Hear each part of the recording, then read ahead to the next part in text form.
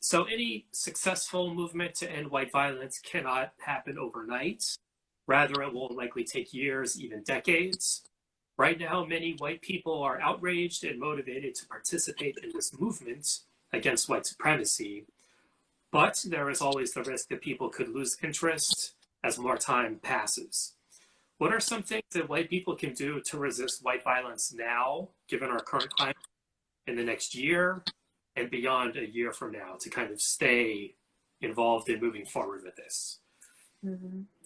Okay, a couple of things. Again, that's really on white people to figure out, but I will offer a few suggestions. One thing I do want to say is earlier you asked me about the correspondence between white violence and white narratives. I think that one thing you have to do is kind of unlearn the history as it's been taught to you. You see a lot of World War II movies, for instance, where you see Britain as these heroes. And, well, yeah, compared to the Nazis, sure, but Britain's done a lot of terrible things too. So I think, and you know, that goes for the US as well. You kind of have to relearn the history that you've been taught. Look into the US's role in the economic destabilization of Haiti. Look into the US's role in El Salvador. Or like any, just pick a Latin American country, pick a Middle Eastern country, and think about how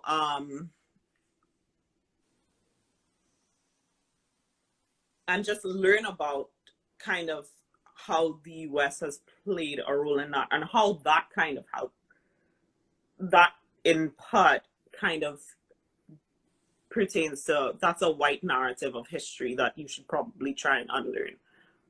So that's something I think everybody can be doing now.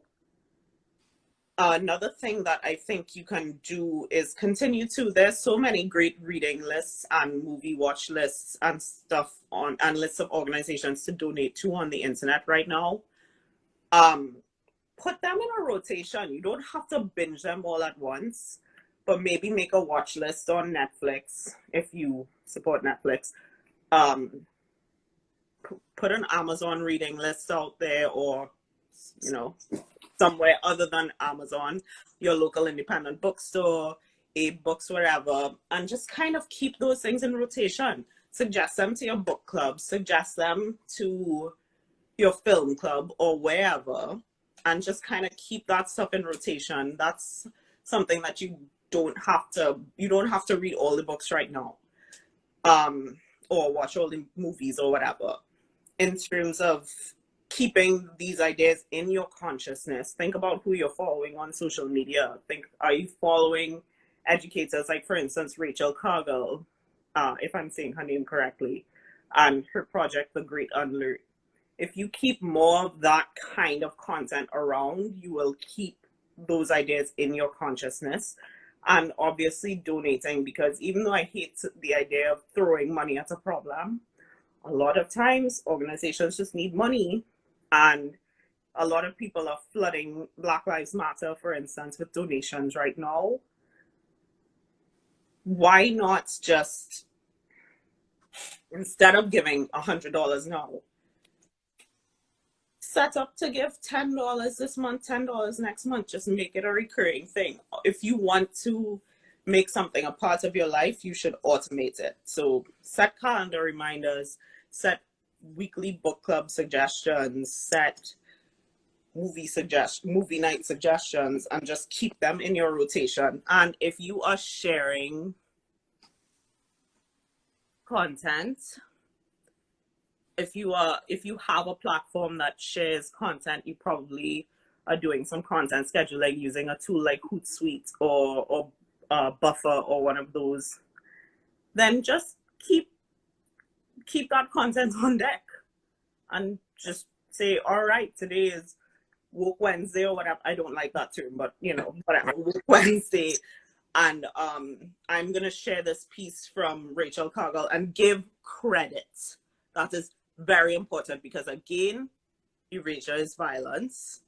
Make sure if you are quoting Tarana Burke, you are going to credit Tarana Burke. Okay, very good. So one of the things, a really good point you made is that reading is really important.